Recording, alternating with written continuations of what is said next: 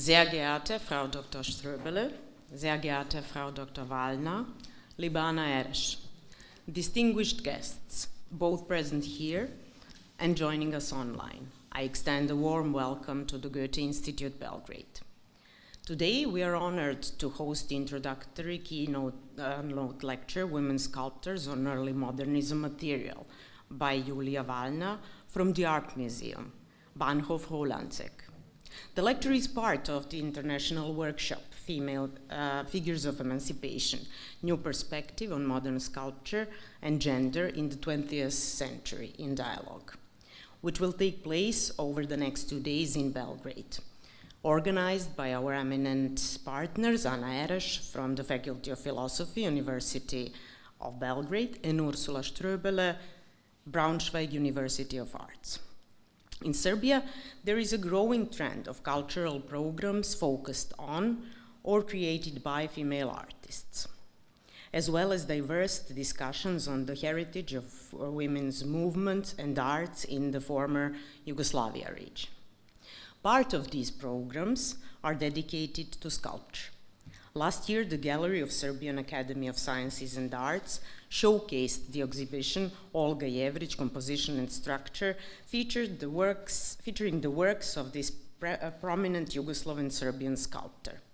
This year, the Museum of Contemporary Art, Belgrade, initiated a series of solo exhibitions called Art and Personality, Women Sculptors, from the museum collection, with the aim to present the artistic achievements of sculptors who have made significant contribution to the sculpture in the 20th and the 21st centuries. The cycle began with the exhibition Olga Jančić, Primeval in Modern, followed by the current exhibition, Opacity of the Transparent, Gordana Kajalović-Jodanović, running in parallel with contemporary artists present with us tonight, Olivera Parlić, at the Salon of the Museum for Contemporary Art. On one hand, this international workshop complements the ongoing developments.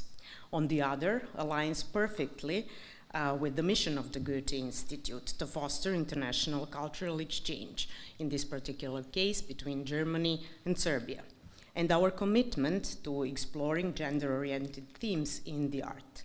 So here we are. The lecture by Dr. Wallner will delve into emergence of female artists in Europe during the early 20th century and their contribution to the art world, highlighting the importance of re-evaluating material standards and taking a pluralistic approach to art history. The lecture will showcase European women artists who worked with classical materials and those who pushed boundaries to shape new artistic concepts. By shedding light on these women sculptors and their innovative approaches, the lecture aims to challenge traditional perspectives and foster a deeper understanding of their impact on the development of modern art. Once again, I extend warmest welcome to you all. We are honored to have you here at the Goethe-Institut Belgrade, and we look forward to a short welcome note by Anna Ereš, introductory speech by Dr. Ströbele, and a thought-provoking lecture at the end. Thank you.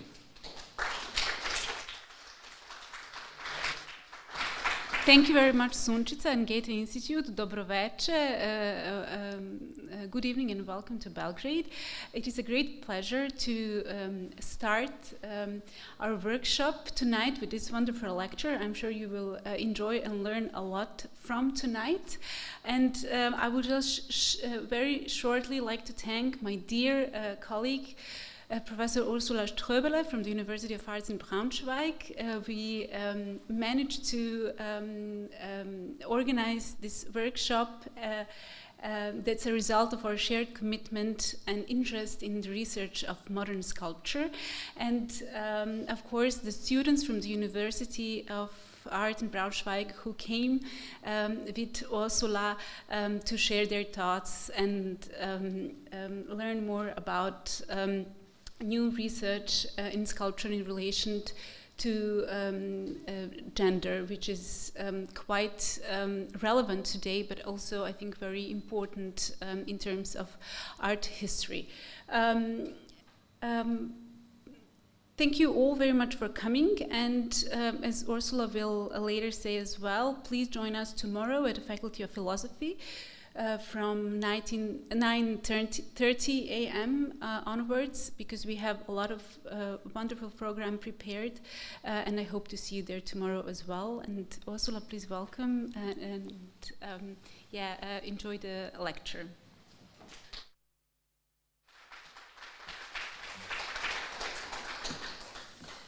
Good evening, everybody, also from my side. I'm very happy to be here. It's the first time that I'm in Belgrade, and after the pandemic, it's also just recent that we met finally in person, Anna and myself. I'm very honored to now welcome Dr. Julia Wallner, Director of the Art Museum in Rolandseck, as the keynote speaker of our workshop, Figures of Emancipation, New Perspectives on Modern Sculpture and Gender in 20th Century Dialogue. Dr. Julia Wallner studied art history, German language and literature, also politics in Marburg, Freiburg and Madrid, followed by a doctorate on Jenny Holzer.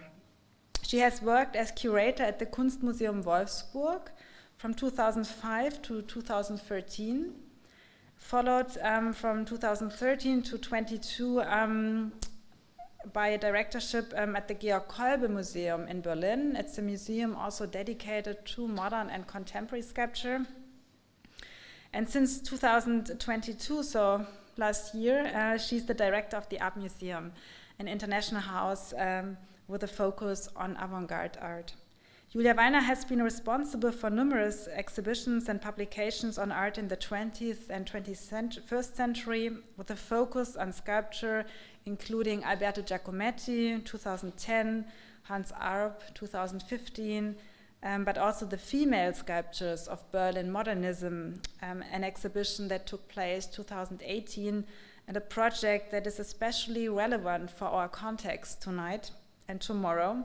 And I guess that will be also reference for her presentation. Further projects include exhibitions on the sculptures Emmy Röder, 2019-20, also on female dancers in the Weimar Republic with an intervention by Ola von Brandenburg, 2021. And currently she's working on a major project on gender concepts in Dada, an exhibition that will open next year, right, 2024. With her paper entitled, maybe I already start the presentation here. Just 1 second. Women Sculptures of Early Modernism. She draws the attention on the role of female artists in the project of modernity and to re-evaluate their specific approaches, material choices, and technical practices. Beyond established heteronormative attributions and beyond the classical canon. The lecture will present different female sculptors in Europe, some of whom worked in classical materials, others who broke new ground and thus shaped a different concept of art, which at the same time sought to overcome outdated narratives. Before I hand over to our speaker, I would kindly like to invite you, as Anna already said, tomorrow to our workshop, which starts at 9 p.m.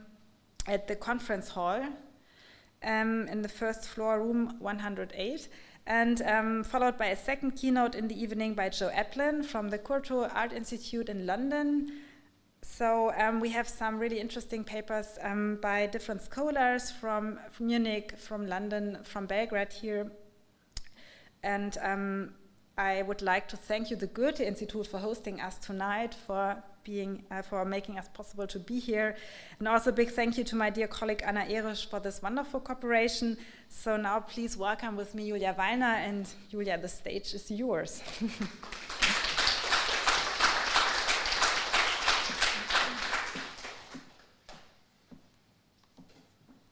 Thank you so much for inviting me, dear Ursula and Anna. So let's get started. Women Sculptors of Early Modernism, Material Issues.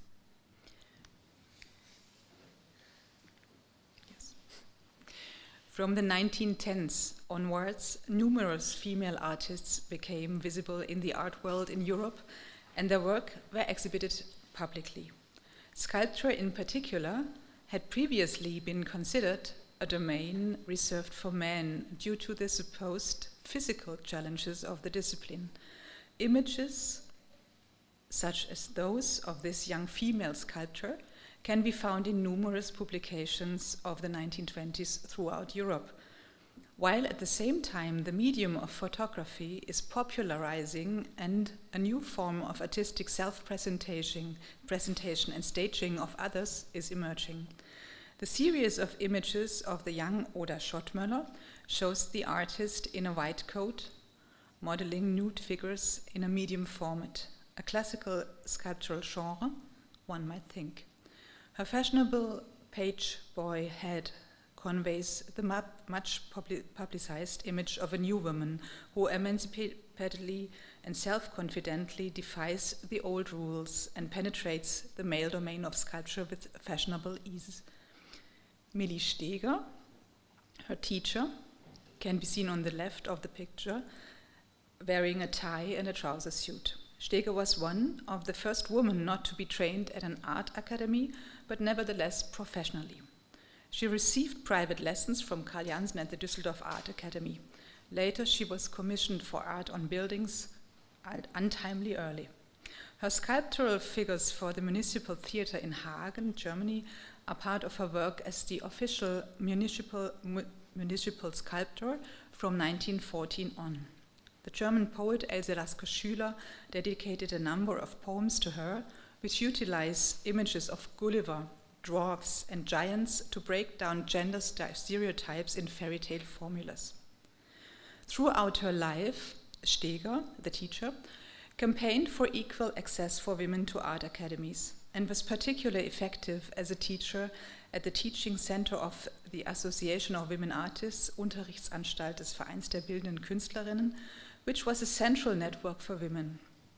Her role in National Socialism, which is apparently under-researched from today's perspective, remains a desideratum. Here, too, research on women is significantly less extensive.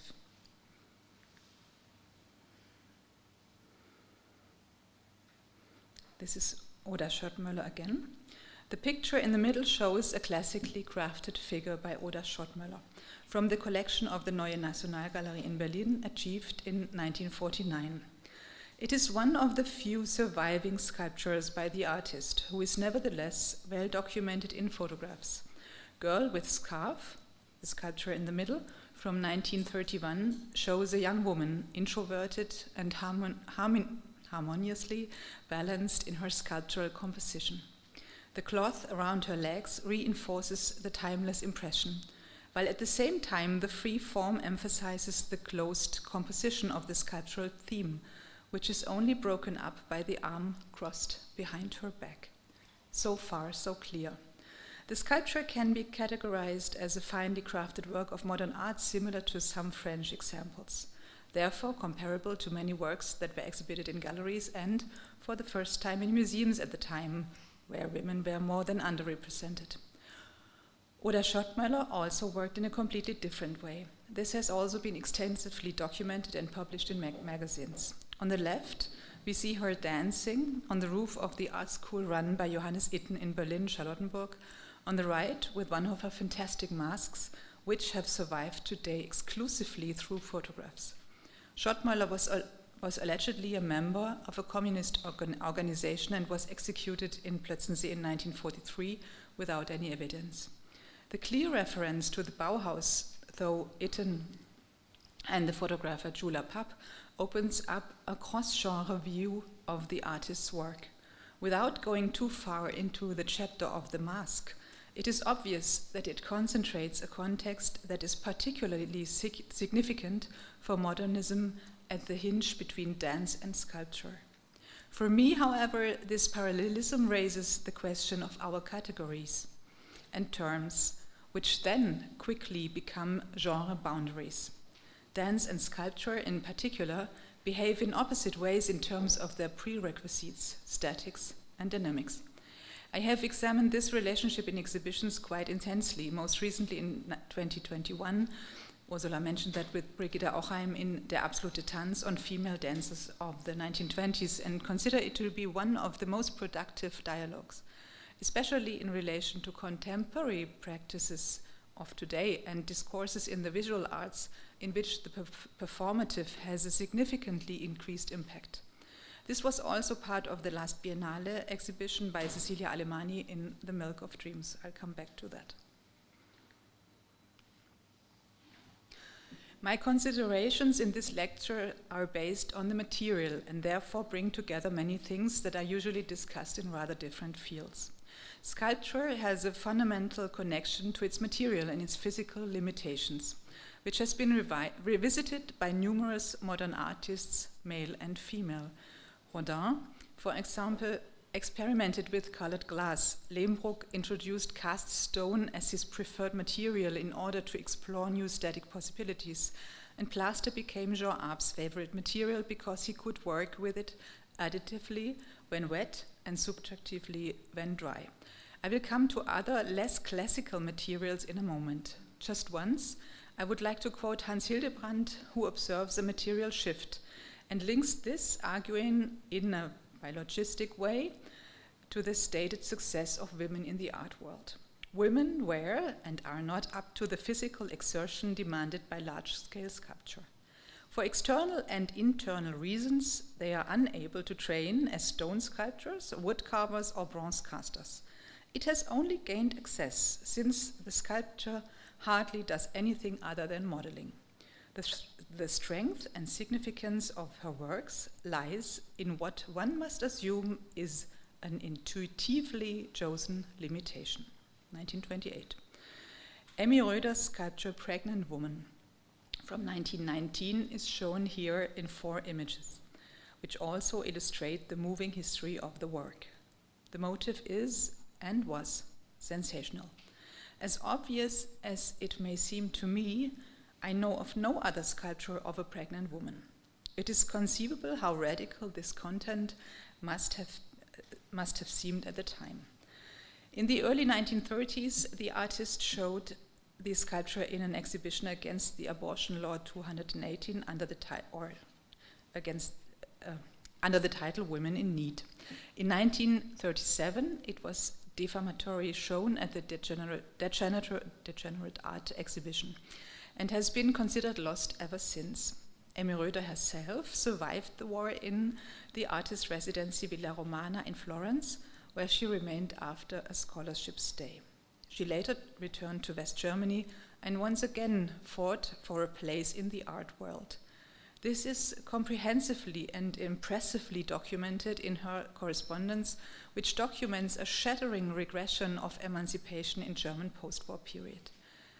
At the first Documenta, her sculpture Pregnant Woman was one of a group of works by the older generation. Apparently, it was a plaster cast of the sculpture that was on display there. I brought this historic picture, it's this third from the right, that nearly seems to glow of expression. The terracotta was considered lost. It was not until 2010 that a fragment of this work was brought back into the world through the Berlin Sculpture Discovery. It had survived several explosions. In fact, it is so unique, and its image from the Degenerate Art exhibition was so prominently publicized that the fragment could be used to draw conclusions about the spectacular ground find, which contained many half-destroyed sculptures that were extremely difficult to date. The example shows one and the same work executed in different material, including an original version in wood. Röder was also trained as a wood carver in a very traditional style in Bavaria. However, it is traditionally crafted sculpture that fits unproblematically into the canon of men, so to speak, but takes a decidedly feminist theme as its subject. This is Renée Sintenis. She's one of the most photographed women in the 1920s. In many ways, she epitomizes the prototype of an independent, emancipated artist. In the queer scene of the metropole, then as now, she enjoyed a distinct cult status. And despite occasionally shy self-expressions, she clearly cultivated this and worked hard to promote her image in the media. In the morning, she rode her horse, Horace, through the Tiergarten Park. At lunchtime, she was one of the first female drivers in the city to drive up to a sporting event. And in the evening, she celebrated exuberant parties around the Flechtheim Gallery circle. This is how it is often reported, including in Alfred Flechtheim's magazine Der Querschnitt, which was also able to market the artist it represented in a kind of lifestyle magazine. The picture below right shows the artist together with the gallery owner, with Alfred Flechtheim, and whether she is holding a cigarette or one of her small sculptures, her fashionable nonchalance seems almost interchangeable in subject. I found this really astonishing. If you look at this picture where she has a cigarette in her hand and the picture right beside where she has a sculpture, and then there's one from the foundry also with a sculpture, and it's always the same gesture of nonchalance. Hans Kürli's 1928 film, Creating Hands, it's a series on various sculptures of the time, shows her modeling one of her small animals, which was her preferred artistic topic. The film demonstrates her experienced, masterful handling of her material, an intuitive body memory that focuses on the experience of the hand. And indeed, Sintenis was trained at a school of arts and crafts, but dropped out of her studies because, according to her own statement, she had to model Neptune gods up to the ceiling and could not find any meaning in it. Instead, she created small sculptures in regular editions, and had thus developed a field of business that allowed her to earn well and live independently. Against the backdrop of the conference, it is perhaps unnecessary to say that her works are consistently attributed with craftsmanship, her person consistently with an emancipated role, but that the artistic character of her two small format works could not exist in the canon of the 20th century. When I opened her exhibition at the Kolbe Museum in 2014 in Berlin, the National Gallery, which preserves a large part of her estate, was far from showing her works on an equal footing. Today things are different, mainly because the questions have changed and other people are discussing what is exhibited. Thanks to Martha and Maike. Sophie Teuber.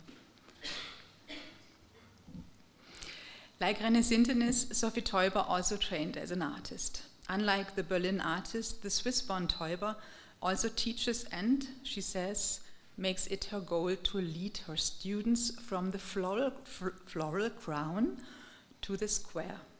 Teuber defined herself not as a sculptor. Jean Arp, with whom she had been married since the 1920s and lived in a close production partnership, published her first catalogue raisonné after her early death in an accident. In the survey, he listed her wall works, paintings, and drawings. The collaborative works, as they both drew enormous strength from their networks and working as a collective, also became a topic for him and posterity. Whether consciously or unconsciously, a number of the duo's works are not always clearly categorized. Art history has had to sort out some things and correct some established narratives. It is clear from many of their own statements that they saw themselves as equals, which was quite unusual for the time. The Bar aux Bêtes in Strasbourg, that's the picture above, a Gesamtkunstwerk designed with Theo and Nelly van Duisburg, is considered the centerpiece of the artist couple's joint creative journey. Sophie Teuber's work was predominantly constructive, while Jean Arp emphasized the organic ground of his rich language. Teuber's artisanal works disappeared in the post-war memory of art history and were only celebrated in the course of the major retrospectives of the past 5 years under the false sigle of rediscovery. In a way, this is puzzling, because it is precisely Dada as the original reason for both artists that allows for the openness of the material and generally celebrates openness as a principle against the incrustations of bourgeois society in its concepts of art, which for them prove to be rotten in the face of the butchery of the First World War. Sophie Teuber up again. On the left is shown Sophie Teuber's Dada head, which is an integral part of iconic photography as a tried and tested means of self-staging for that generation, and which can easily be thought of as a sculpture. The painting ground is ready-made, the head of a dressmaker's dummy, which Teuber works on in color, form, and surface in the same way as her textile works and pictures. On the far right is a small beaded bag, skillfully embroidered, designed by her, but maybe actually done by one of her students. Jean Arp also detached the concept of art from the concept of genius, or unconditional self-making, by having his surrealist reliefs of the 1910s sawn out by a carpenter. One of his textile works can be seen in the background. Many sources suggest that he actually wove this one himself. Gender stereotypes should definitely be questioned in both directions. With René Sintenis, we can learn that small animals are not a female theme in art history. After all, the masters of this subject were Rembrandt, Bugatti, August Gaul, and many others. So here we can at least question the female domain of textile design and find many examples in which men have worked with textile material. Mayol, Kirchner, and Van Gogh should be mentioned. The list could be far extended. Today, and in our exhibition presentation at the Art Museum, however, Teuber's bag is of course a sculpture in all dimensions, even if it also takes up a tradition that Hildebrandt described as folkloristic in the 1920s and thus places it in a cultic other.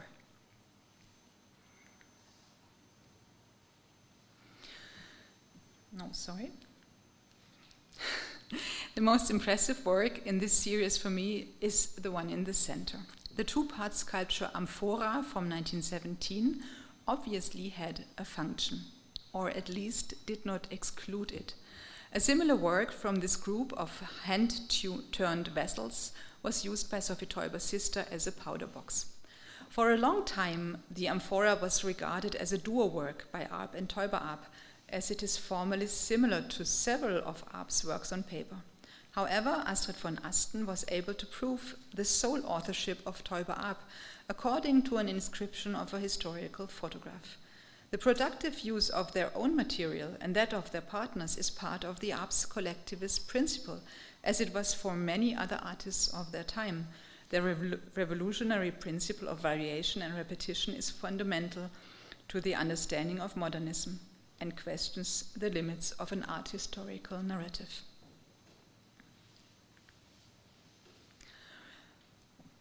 More than one chapter of a lecture could be devoted to puppets and marionettes.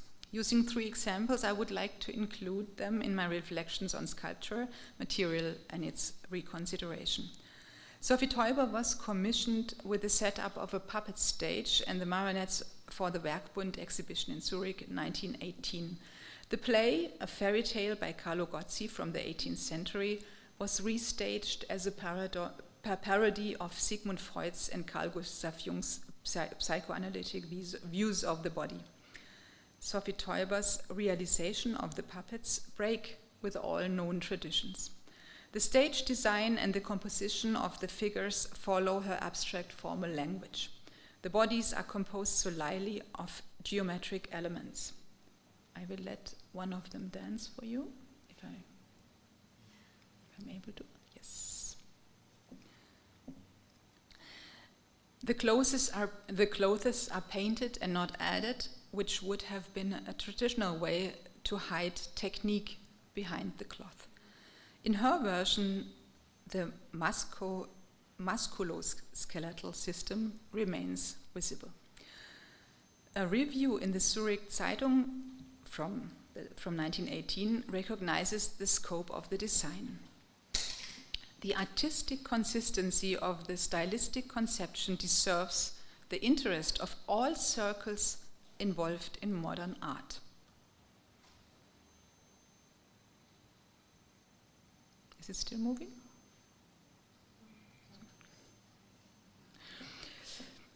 It took until the artist's major retrospective at MoMA and at the Tate in 2019 for these marionettes to be given equal status in her oeuvre. 100 years after their creation. We are very happy to include them in our show Cosmos Arp, conceived by Astrid von Asten.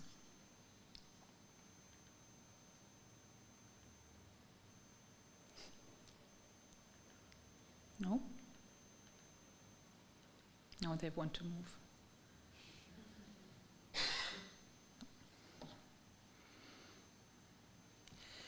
Hannah Höch, whose cut with a kitchen knife, Dada, ushered in the last Weimar beer belly culture epoch, the title of her collage from 1919, top left in the picture, also worked with the theme of puppets, which she stages here in a kind of gendered dialogue with herself. Where Sophie Teuber seeks out craftsmanship and sculptural form, for Höch, it is clearly the professional nature of the quickly collaged material that is more akin to a Dadaist action and thus even more fundamentally absurdizes the concept of art of previous generations. However, the idea of the performative and at the same time the opening up of the material, which involves transcending all artistic genre boundaries, becomes a matter of course for them. It is also an act of self-empowerment. The marionettes seem like a parody of sexualized puppet machines. Since E.T.H. Hoffmann's Olympia from 1816, the dark mechanist seduction is a vivid part of literature and coins Dadaist and surrealist pictorial worlds, notably in film and photography.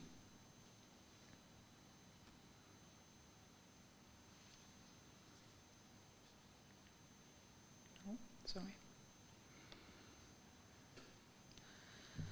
Elsa Freitag von Loringhofen. The curator Cecilia Alemani summarized Elsa Freitag von Loringhofen, the Dada Baroness, under the post-human, post-gender term cyborg.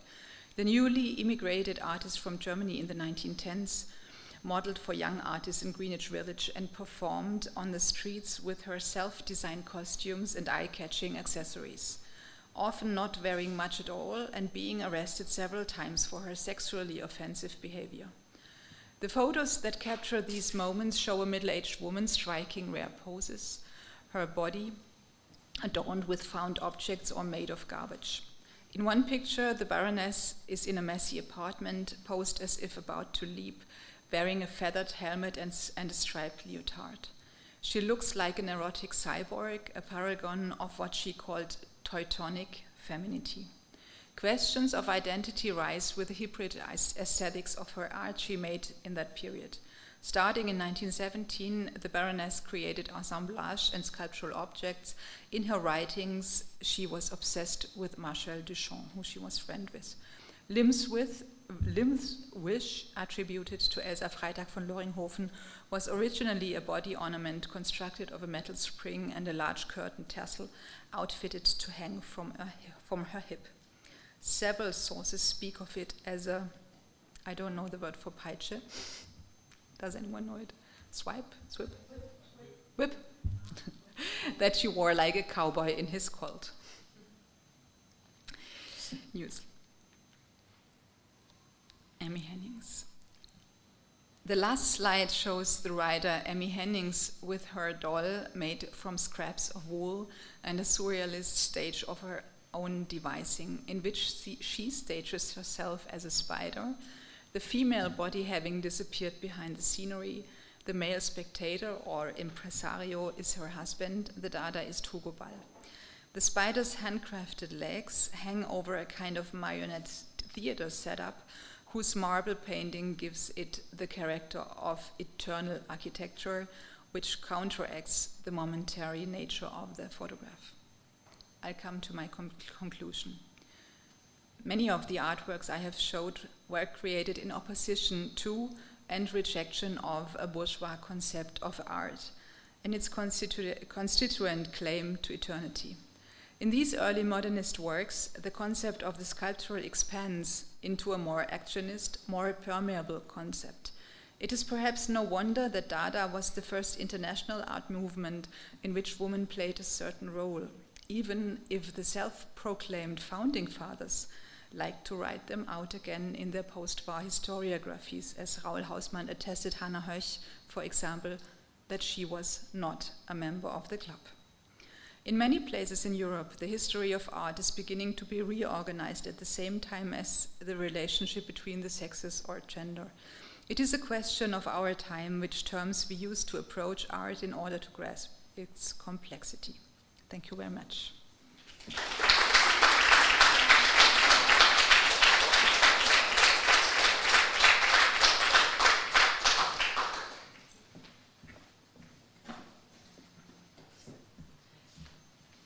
Thank you so much for this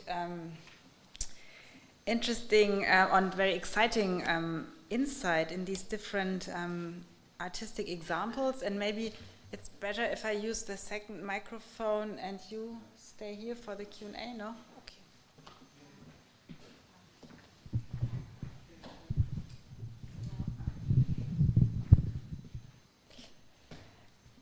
Thank you so much again, and I really found it very intriguing to see these different examples and these different biographies trying to push the boundaries of sculpture versus dance, but all the dolls, which are maybe also more known by Belmar, right, mm-hmm. and others in the 20s and 30s. And I found it very interesting to see how they tried to include the movement and dynamics into this very static medium of sculpture. And I was thinking also of Alexander Calder, for example, trying to include air, Luft, as a material into the work. So I'm not sure if this is also part of some of the works, because of the marionette theater. There was always a kind of an actor, right, who moved the figure.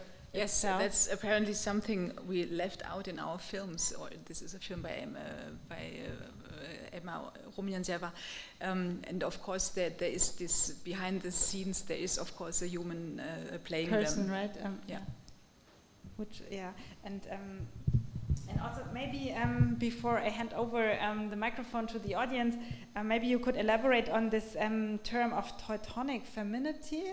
Yes, that's something she coined for herself. I'm actually not quite sure because she never elaborated on that, and I was quite that was something I just was thinking about it, and I thought I might ask you about this, because I've never heard it in any other content. I mean, from of course Teutonic views, but this is not something more some medieval. It's not a term I would ever use, and I was really astonished about the connection or how she came to it, but it's not explained in her text. Okay, yeah. I mean, what I found really very convincing, also as a start for a workshop, is to see that it's so important to brush the sculpture canon against the grain and to really question these. Dualistic models, right, and these dichotomies, and to really think about different narratives, looking into the archives, because it's always a question of visibility.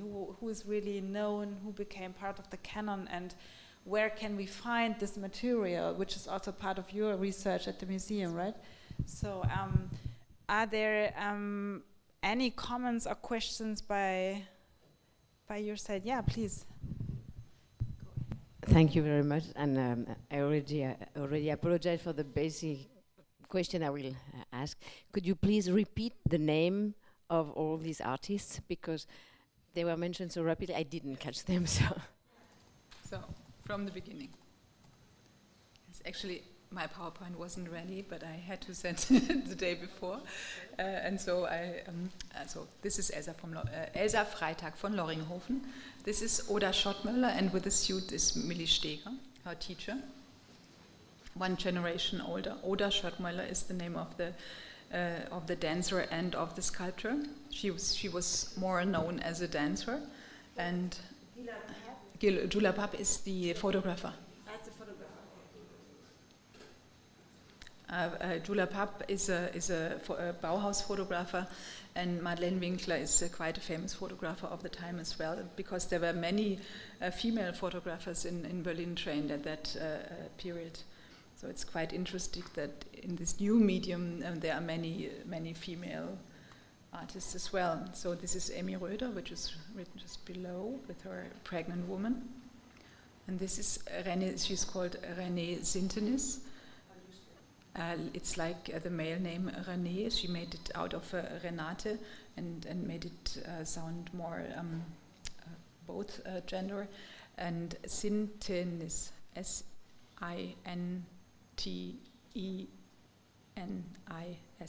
Sintenis. She actually made the Berlin Bear. Whoever has been to Berlin always came across a very famous sculpture in Berlin, and it's for the film fest in Berlin. It's still awarded.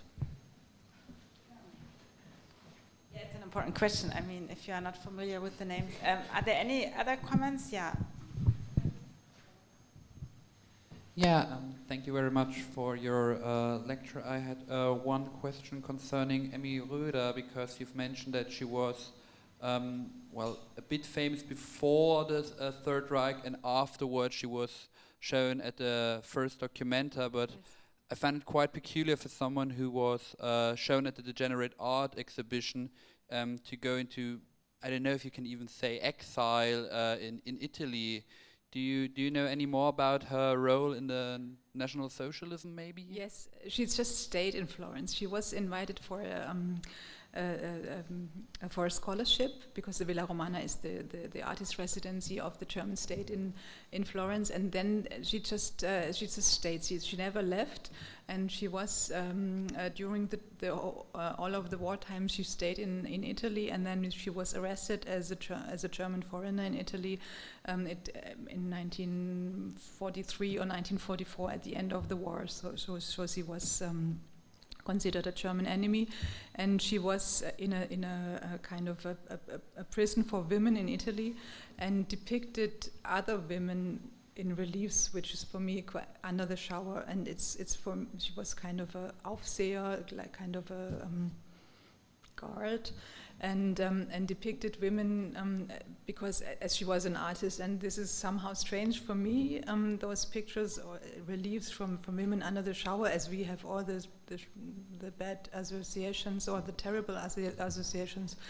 and she made those reliefs, and they somehow seem as if coming from any harmony world that wasn't existent anymore. And then she came back to Germany, and it was really hard for her to come back to Germany. Karl Schmidt-Rottluff and Hans Pohlmann, who were very close friends of her, and they had, after the war, the men of this generation, they were all quite famous in the 1920s, and they came back very soon to they became professors, they came back to the academies, they invited others to come back. And the correspondences I was referring to were correspondences between the male artists and Emmy Röder, and they told her, so if you won't come back now, it's over. No one will remember you, because the young generation is now at another stage, and she came back just. And the situation was completely changed for the women, as in the 1920s there were several women in high positions and exhibited in museums and so on. But the whole scenery after, at least in Berlin, I don't know about Munich, but I suppose it's similar, and I don't know, of course, about how the situation was in Belgrad, but I suppose it was all over Europe that the situation for the women after the World War even got worse in a way. The emancipated ways were blocked, and things got really different. But maybe here the situation is a bit different. Maybe we'll hear a little bit more tomorrow.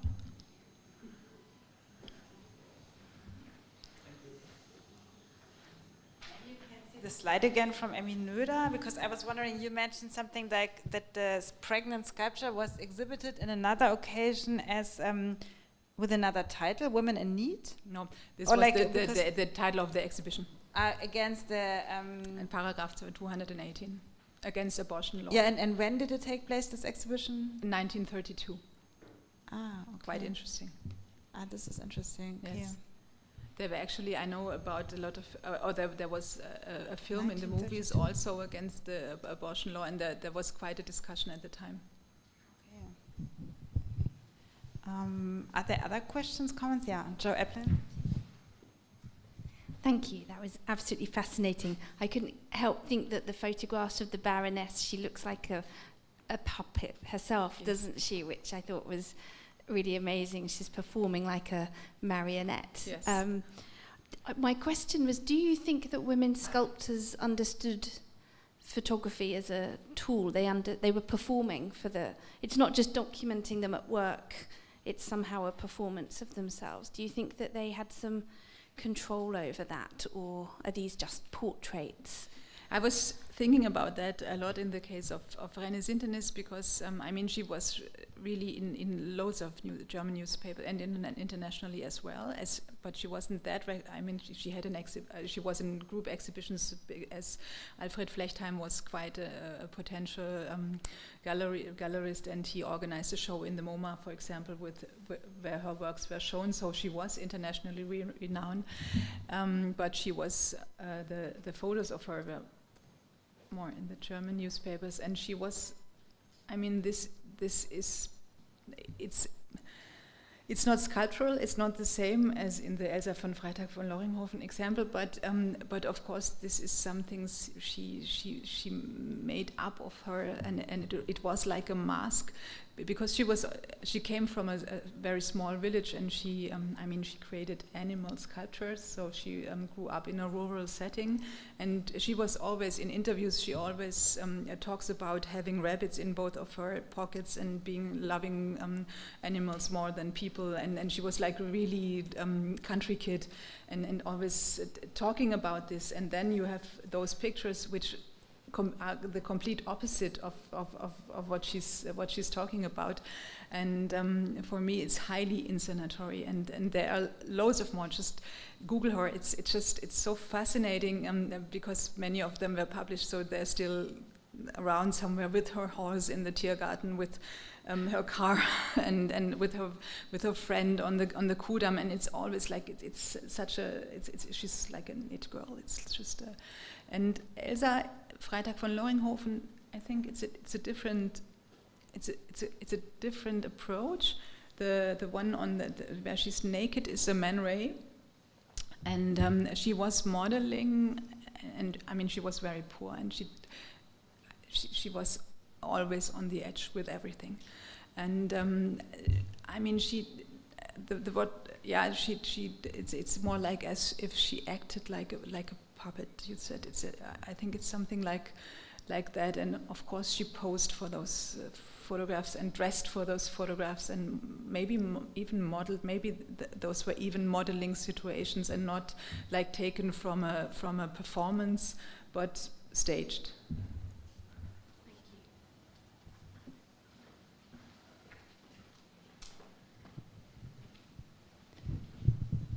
Any other questions or comments?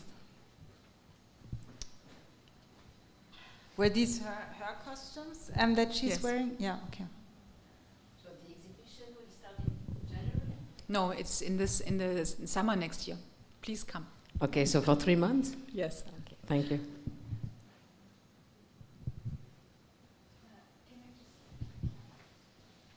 Thank you very much, Julia, for this wonderful lecture. I don't have a question, it's rather of a comment, because usually when you think of Dada as a very revolutionary movement, you never think of these gender relations that now became so striking. Yeah. We usually know only these male artists and completely disregard the female artists who were very important, very present in this movement, that in terms of its ideology, that should completely diminish all these supposed traditional and conventional structures and hierarchies, still persisted in a way this patriarchal role of male artists. What do you think about that? I mean, having in mind all these very interesting female contributions to the Dada movement. I think it has something to do with the performative, that most of the writings and of the narrations of Dada are written in the 1950s, 1960s. So 40 years after they have happened. And the Dada performances in Zurich, for example, in Cabaret Voltaire, they were performing in front of 50 people, so it was like it was not bigger than this size. So the witnesses of the performances themselves were very few, and I mean it was long ago then, and then Dada after the war became such an important movement for many, and it became so international as Dada Berlin and Dada's. It was a global thing, and I think the male Dada artists, they were not as macho as many other male artists were, but still they were trying to tell, I was there. It has something to do with authenticity and being there, and I was there and you were not. It's more like something like that. It's some kind of a narrative, I'd say. Thank you.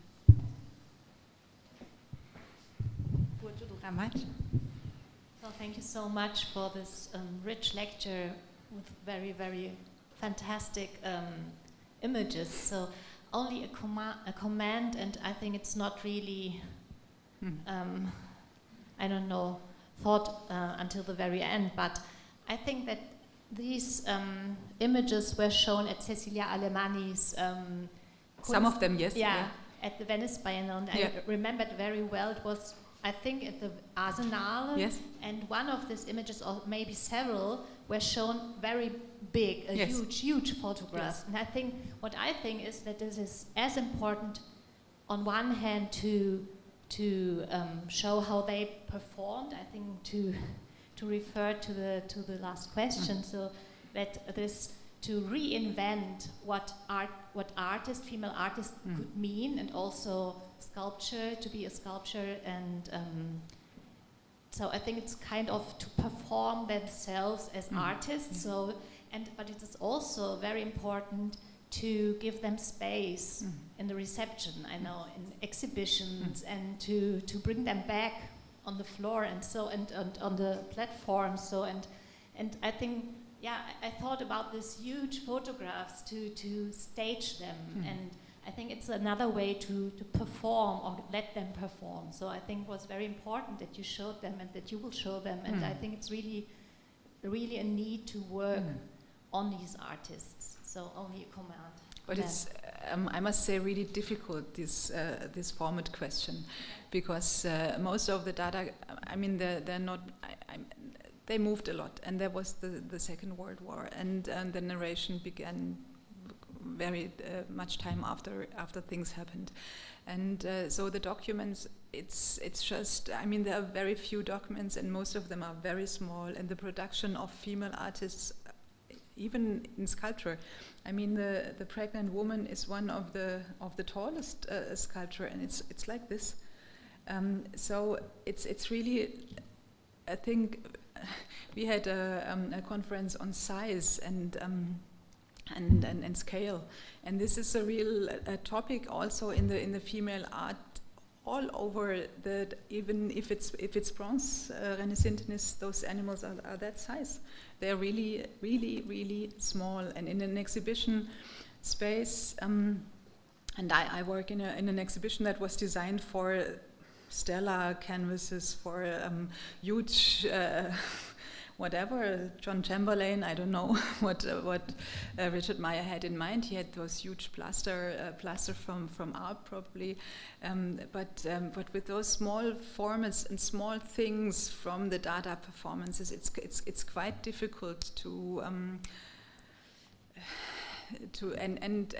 also it's always a small, a very thin line to reinventing history. And this is the Teutonic. I was like, I just wrote it and then thought, should I or should I not? Because I don't know anything about this. And I mean, you can't. You could, but there's nothing else written about it. And then it's getting really hard to interpret something and not to be being too interpretive about those really odd questions. You said also in this context, erotic cyborg, right? Yes. So I was wondering if Teutonic maybe could be also something, a reference to male Poses and strategies. This Teutonisch in German, yeah. no? I was thinking like of this word combination or this neologism that she invented. Yeah, the erotic cyborg is a term from Alemanni, from the curator. Ah, okay. And the Teutonic is a term of herself, right? herself. Yeah, yeah.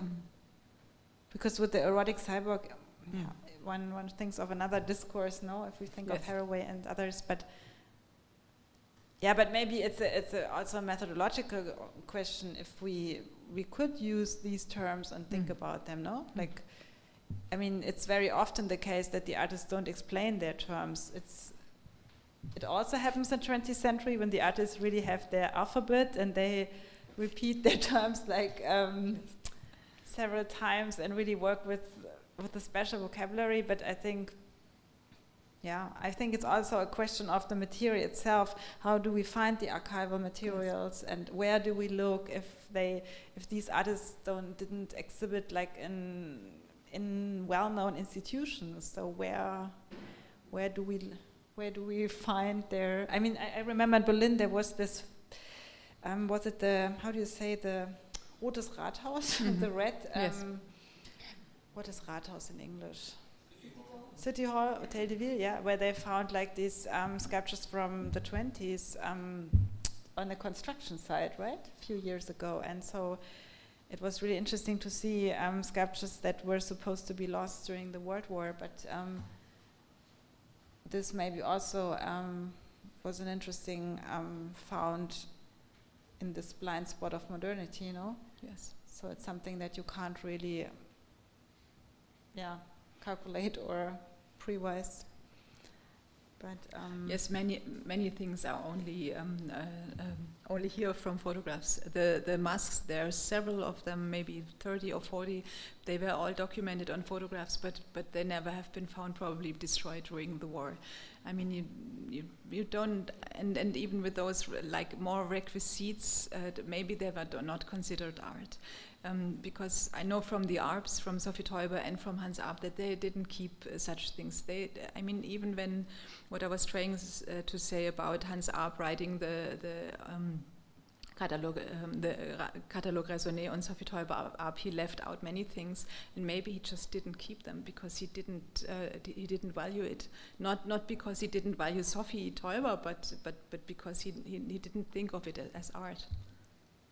And I was also thinking of the 60s with the Judson Church Dance Theater and this strong relationship between sculpture and dance in the 60s again, no? With Lucinda Childs and Simone Forti, where you always have this close connection between stage settings, sculpture objects that have been put on stage and where they kept. Pardon? Where they kept. Yeah. No. Not, like for example, Morris, I think his columns, they are also lost and then rebuilt, like exhibition copies. Are there some other questions or comments? If this is not the case, I would like to thank you all for coming and Julia for being our guest tonight. And